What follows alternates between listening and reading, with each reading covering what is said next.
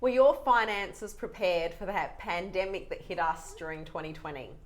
Were you prepared for the cut in work hours and just the urgency that was created by the challenges that have been brought to us by 2020?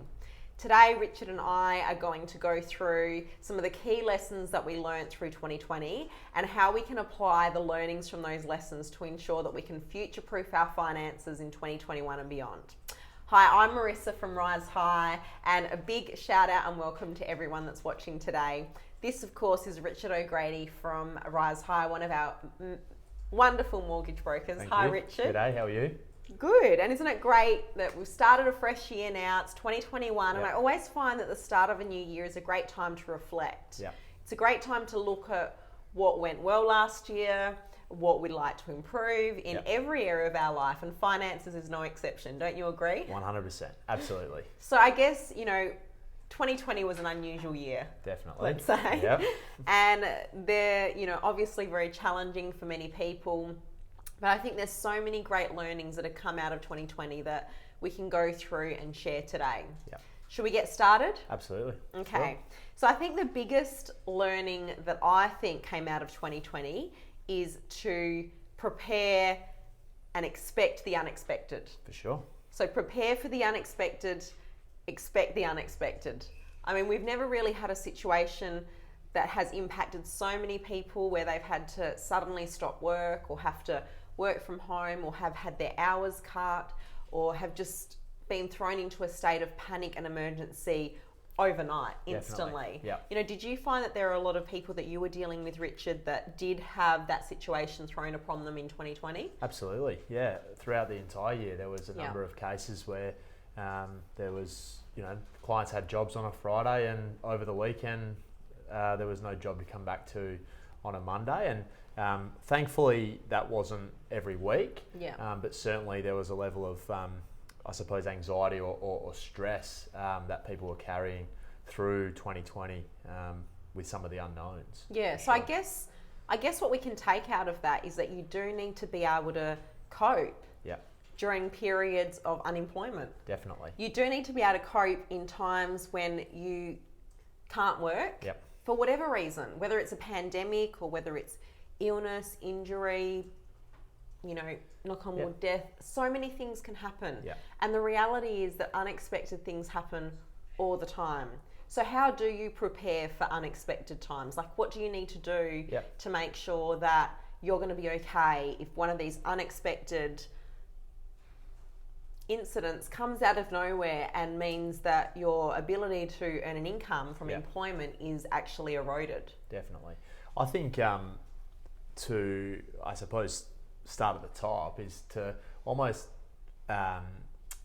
think about your savings and what sort of safety net that you're not willing to budge on in the household. And I know we'll probably delve into a bit of detail there, but most people that I spoke to who had the least amount of stress were the ones who had been saving really, really well, Yeah. who could wear a couple of weeks off or certainly could have a window of time where they were searching for a new job and not run out of money. Absolutely. So it is about savings. It's about making savings cool. Like, it's okay to actually have money in your bank account. Yeah, absolutely. And I think it's about creating that emergency fund. Definitely. And you mentioned it's good to have a couple of weeks saving. I'm going to go a step further and I'm going to challenge our listeners to try and get to a position where they've got a 6-month buffer, Absolutely. where they can be unemployed for 6 months and know that their family's finances will be okay. Absolutely. Because, yes, in the pandemic, thankfully for most Australians, the unemployment period was quite short. Yeah. Weeks or a few months. Yeah. But unfortunately, there are times in people's lives where you may be unemployed or have to stop working for several months. It might Definitely. take longer to find a job that you'd like to go for. So it's really, really important to actually have that 6-month buffer. So this is really an opportunity for you to look at your finances, look at your savings, have a look at what you're spending, have a look at what you're saving, and see if you can really challenge yourself and your family to aim for having an emergency fund that has enough savings to get your family through a 6-month period without employment income. Absolutely. Do you think that's doable? It's absolutely doable. Yeah. Yeah, there is, and I think to make it doable is just allocating bite-sized pieces, and we may talk about, I suppose, the pay yourself first philosophy that we run through here at Rise High, and I'm extremely passionate about that. I talk to all of my customers about the pay yourself first, and it is making sure that your future is taken care of with every single pay that you get, and almost automated as such so that when something bad happens, you've already planned and already put this money aside. I would go as far as saying that maybe you need more than just the emergency fund. You certainly need to have a future goal as well. What are you striving for?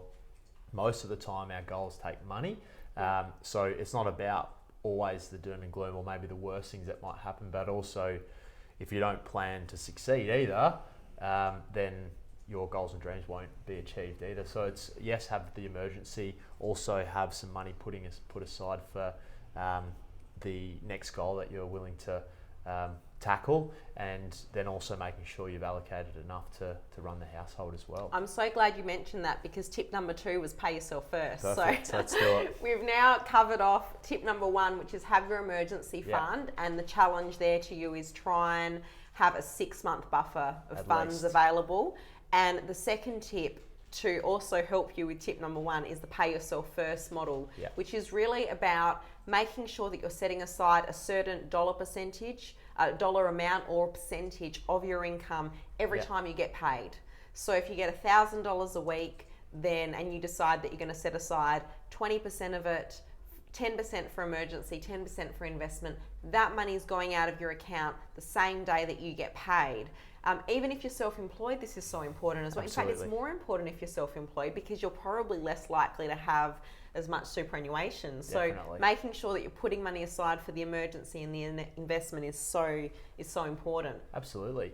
I see time and time again where I might sit down with a young first home buyer. They might be on 40 to 60 grand a year, who have come to me with $80,000 in the bank account, and someone who might be earning $200,000 a year have got nothing against their name.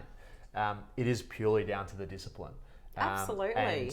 And once things are set up and automated in a way where we've decided to pay ourselves first, the buckets just fill up, the accounts just fill up, and it's, I suppose, having the early discipline when you're setting up these accounts, not to rob one account for the next. Whilst you're doing that, otherwise you'll establish poor habits at the start and not allow those accounts to do what they're there to do. That's such a good point, because, and it really raises the point that it actually doesn't matter how much money you're making. No.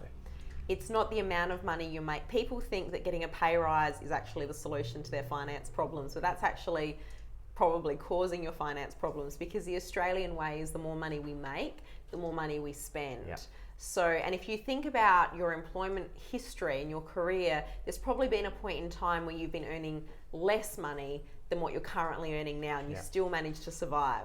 So there's always a way to find ways to save money. Absolutely. And it's, like Richard said, it's about that discipline of deciding how much you're going to save and making that an automatic, consistent, regular occurrence, rather than something that you have to do on an ad hoc basis. Absolutely.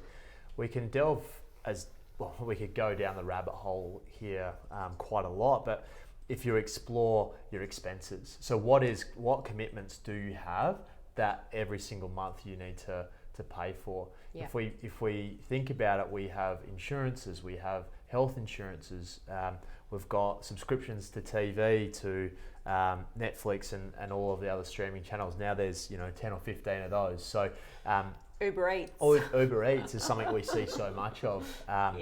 All of these things, if you were to really break it down, even the time allocated to some of these streaming channels, if you watch a bit of TV, you only spend a small amount of time on them, and a lot of them sit dormant and that they're not used. So you really need to review all of those ongoing and outgoings.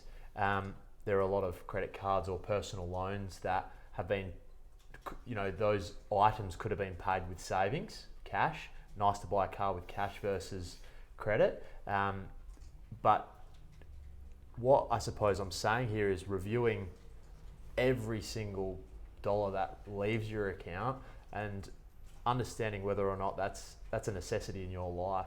Because ultimately, as you look at the income that comes in, if it's all has a place to go and it's all leaving your account, you are not going to be able to save any money. That's right, exactly. You really need to... So it's about identifying those savings. And we're actually going to be posting a blog to our website following this video.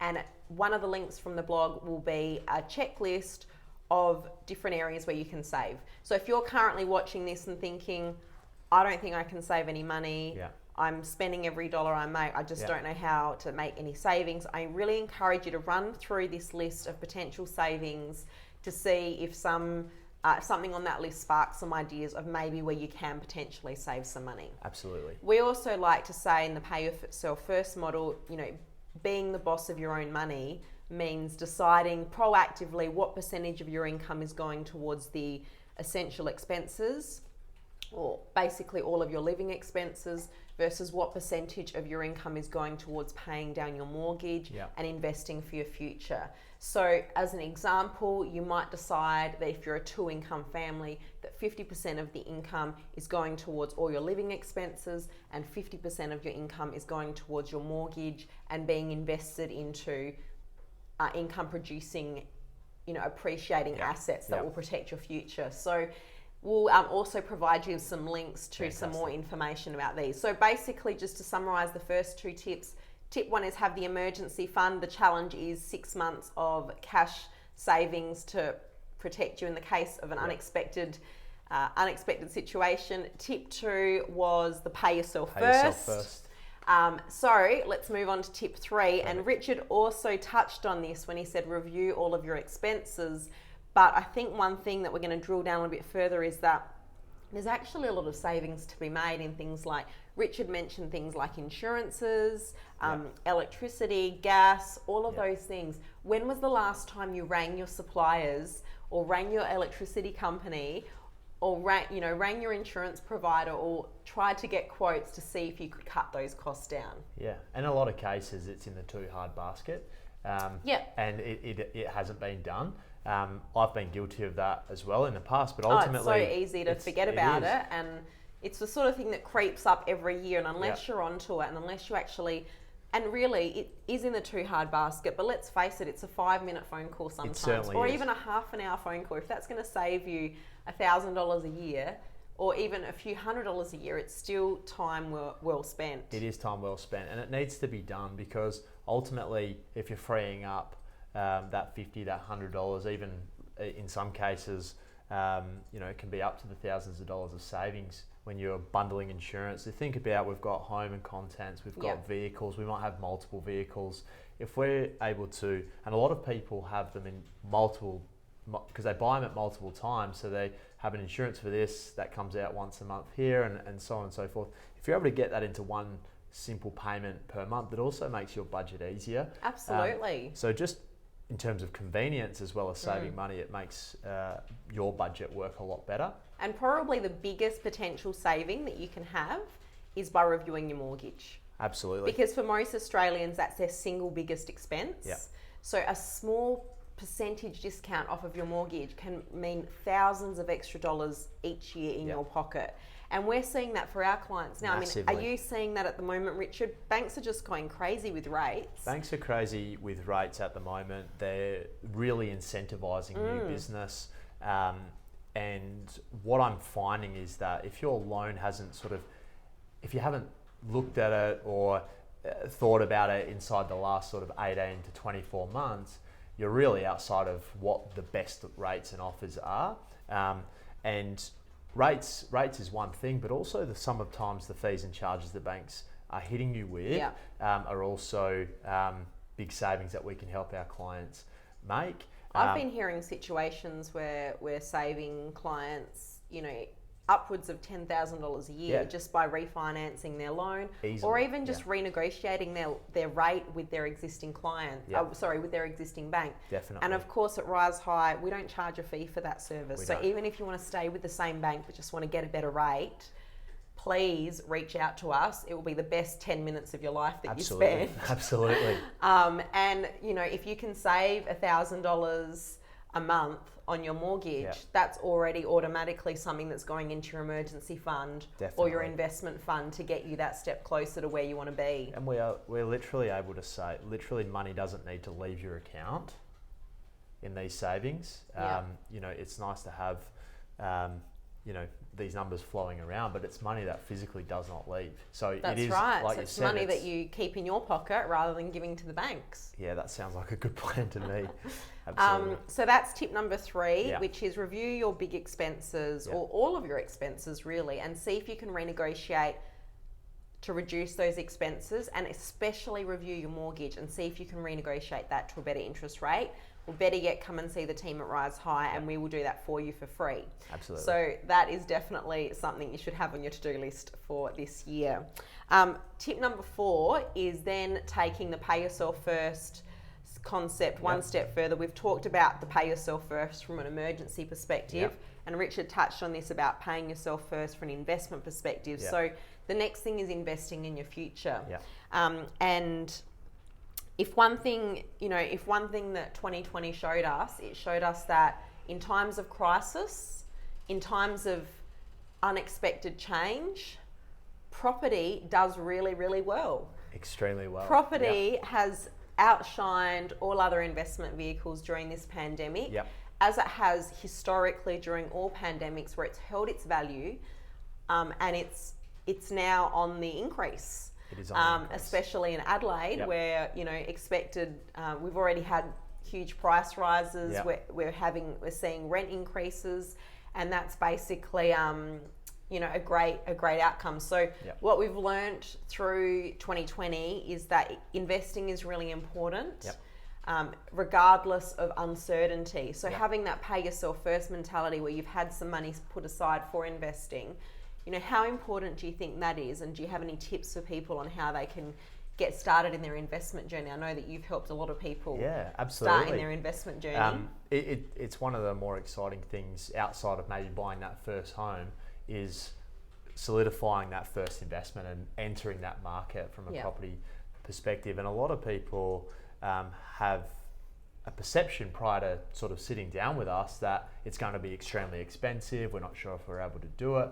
And once we go through their ability to actually make that investment, they're quite surprised. And then they get the bug. We don't have a travel bug anymore. We're not allowed to travel. So now let's catch the investment bug. When it comes to paying yourself first and in that investment fund, in my personal opinion, I believe that is the absolute number one. That bucket is the fill it up and do not touch it until you've achieved until you're ready to spend it on the goal that you've set.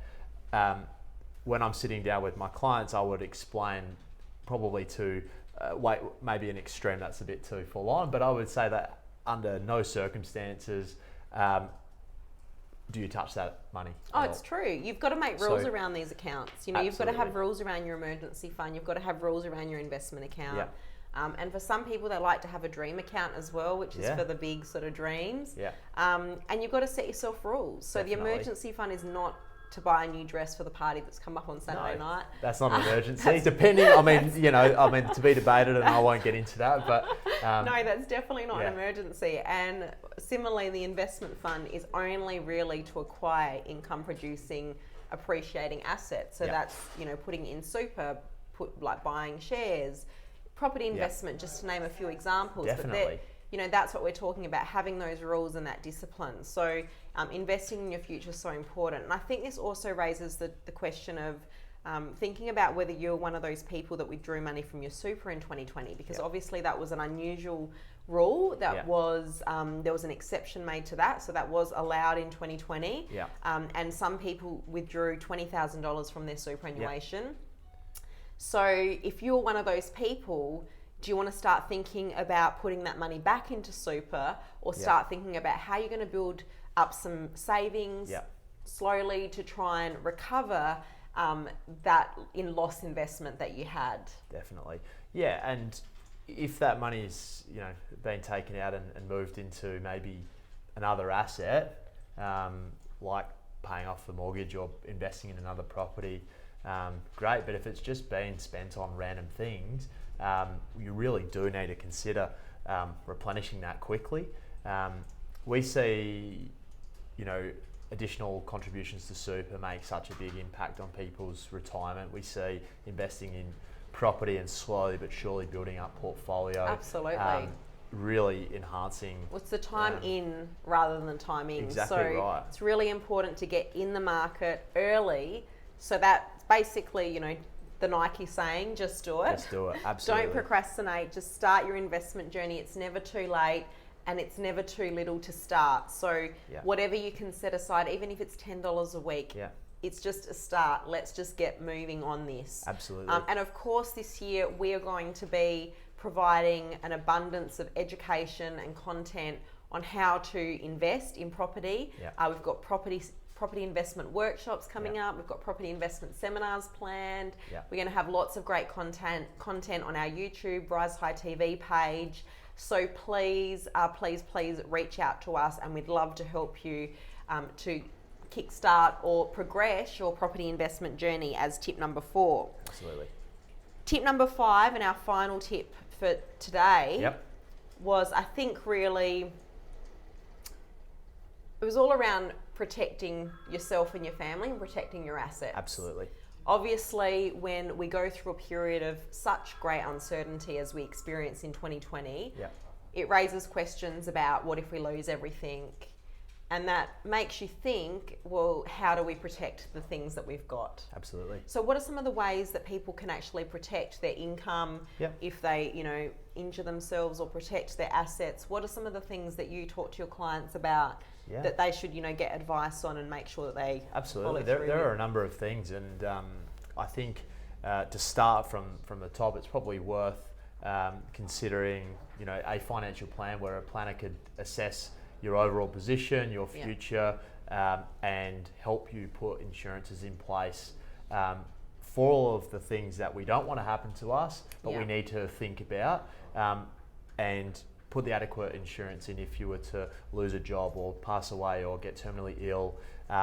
That's right. We have no second thoughts to insure a house or a car, but our ability to earn an income is up there with our biggest asset, really. Absolutely. And our life is obviously very important, especially if you've got financial dependents, people that are relying on you financially. Definitely. So, having that income protection is super. Insurances is really important. It is important. You can also look at something a little bit more tailored to mortgage protection itself, and that's something that we talk to our clients, every single client about, and we're very passionate about supporting the protection of the asset that they've just purchased.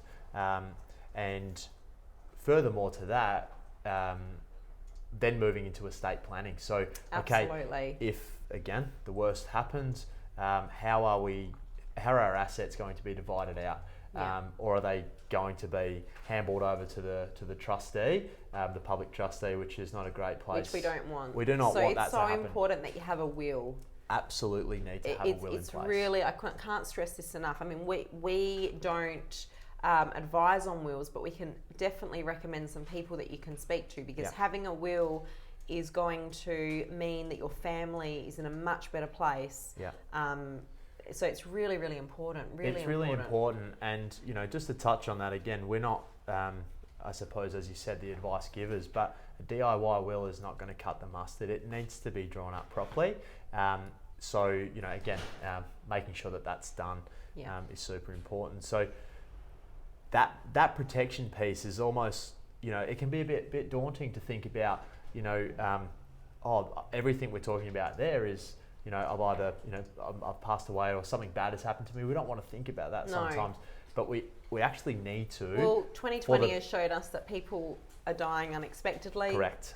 And unfortunately, we're not invincible. So we're not, and so you just need to. You just don't know what's around the corner. That's what we learnt from 2020. You just need to brave that conversation, because by doing that and having those things in place will then lead to a more smooth future for whether it's your children or your spouse. Absolutely. So just to summarise the tips, we had tip number 1, which was the emergency fund. Our challenge to you is have enough savings buffer to get you through 6 months. Tip number 2. Tip number 2 is pay yourself first. and that's Richard's favourite. Yep. So don't forget to do that. That's about setting aside a percentage or a dollar amount of your income that goes into an emergency fund and that goes into an investment fund with every single pay. Yep. Tip number 3 was to see where you can save some money. Yep. So reviewing your insurances, your Yep. electricity, your gas, your mortgage. Mortgage for sure. Definitely your mortgage. Tip number 4 was to invest in your future. So definitely look at your investment plans for this year. And if you don't have any, then come and talk to us. We can see if we can help to educate you and give you the content and education that you need to get you in the right direction. Absolutely. Tip number 5 was about protecting yourself and your family. And of course, all of these tips come down to the fact that at Rise High, we want you to live the life of your dreams. Absolutely. Not only now, but in the future, we want you to have all of those dreams come true. Yep. So we are the team to make that happen for you in 2021. We offer a fee-free service. Our mortgage broking team is award-winning, and we would love to help you this year make those dreams come true. Absolutely. So thanks so much for tuning in with us today, and we hope to help you make your dreams come true in 2021. And we'll see you next time. Bye. Thanks. Bye.